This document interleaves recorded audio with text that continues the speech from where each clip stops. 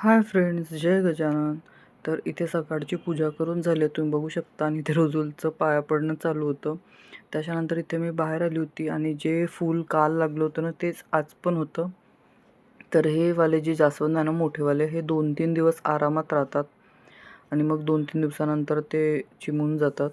तर इथे बघू शकता, मस्त इतकं सुंदर रंग आहे की बघूनच इतकं मन प्रसन्न होते. मग त्याच्यानंतर आज ना ब्रेकफास्ट वगैरे सगळं झालं, सकाळचं रुटीन सगळं क्लिनिंग वगैरे सगळं झालं होतं. आणि इथे आज लंचमध्ये ना मस्त काकडीचे थालीपीठ केले होते, तर तेच इथे बनवले मी.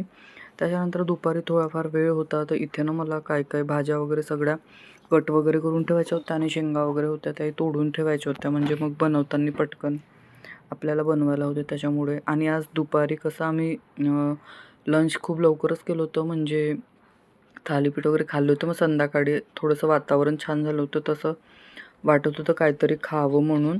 त्याच्यामुळे मग इथे छान असे पापड फ्राय करून घेतले होते, कारण मी म्हटलं रोजूलला हे जे असतात ना पिंगर ते देते, तर मग म्हटलं त्याच्यासोबत थोडेसे हे फ्राय करून घेते. तर इथे बघू शकता, तो माझ्या पुढे पुढे येऊन इथे बसून गेला. त्याला दिसलं मी तिकडून बनवून घेऊन येते म्हणून.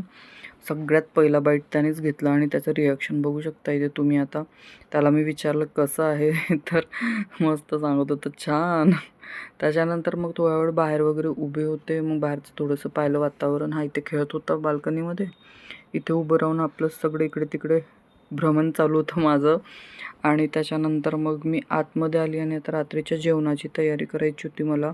तिथे मी गॅसवर कुकर ठेवून दिला, एका साईडला भाजी पण फोडणी टाकून दिली आहे.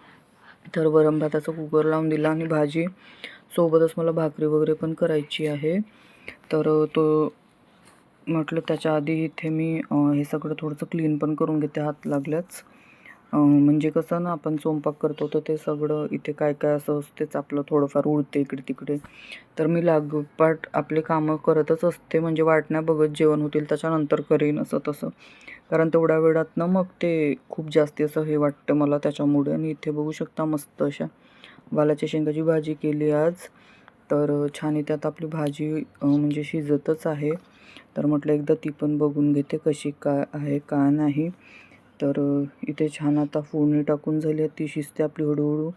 त्याच्यानंतर मग दुसऱ्या साईडला कुकर झालं होतं, वरण पण काढून घेतलं, त्याला मीठ हळद करून घेतली. आणि इथे छान अशा ज्वारीच्या भाकरी केल्या बघू शकता. मस्त फुगल्यात भाकरी. आणि पीठ नवीन असलं ना की खूप छान बनते भाकर. मग थोडंसं जुनं झालं की त्याची चिक्की कमी होते, तर मग थोडीशी अवघड होते. पण नवीन नवीन पिठाच्या भाकरी खूप छान होतात. आणि आजचा आमचा डिनर होता सिम्पल अँड सोबर.